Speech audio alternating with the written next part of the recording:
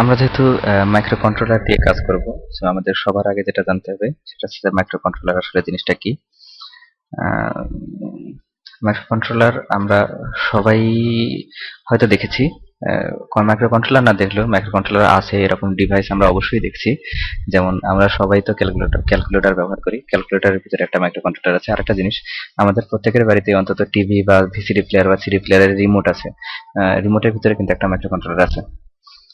তো আমরা প্রথমে জানি যে মাইক্রো কন্ট্রোলার আসলে কি।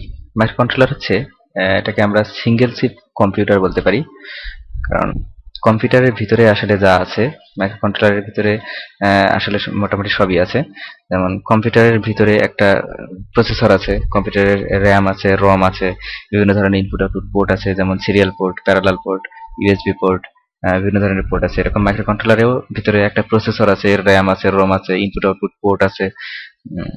তো আমরা তাহলে কম্পিউটার ব্যবহার না করে কেন মাইক্রো কন্ট্রোলার ব্যবহার করব বা কোথায় ব্যবহার করব, তার আগে আরেকটা জিনিস দেখে নিই যে মাইক্রো কন্ট্রোলার আসলে দেখতে কেমন।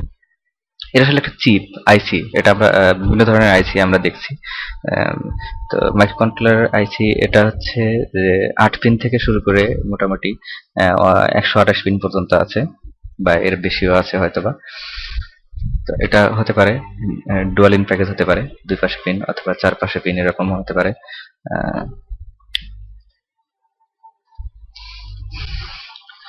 এর ভিতরে আসলে যেটা আছে সেটা হচ্ছে যে মাইক্রো কন্ট্রোলারের ভিতরে এরকম একটা সেন্ট্রাল প্রসেসিং ইউনিট। কম্পিউটার যেরকম প্রসেসর, এটা একটা প্রসেসর আছে।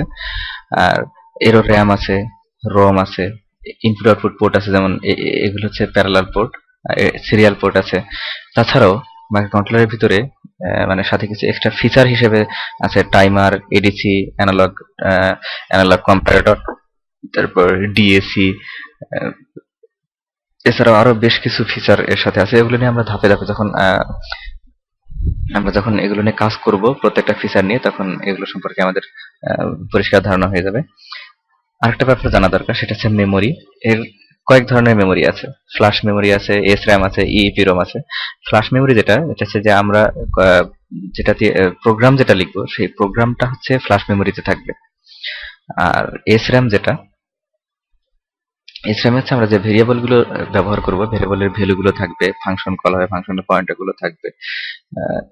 আমি মাইক্রো কন্ট্রোলারের উপর বাংলাতে একটা বই লেখা শুরু করছিলাম। তো যতটুকু লিখছি এটুকু পড়লে বেসিকটা আসলে ক্লিয়ার হয়ে যাবে। তো আমি আশা করব যে সবাই আমার এই লেসন গুলো শুরু করার আগে অবশ্যই আমার এই বইটা একবার জাস্ট একবার অর্থ করে নিলে হবে। আমি বইটার লিংক সবাইকে দিয়ে দেব।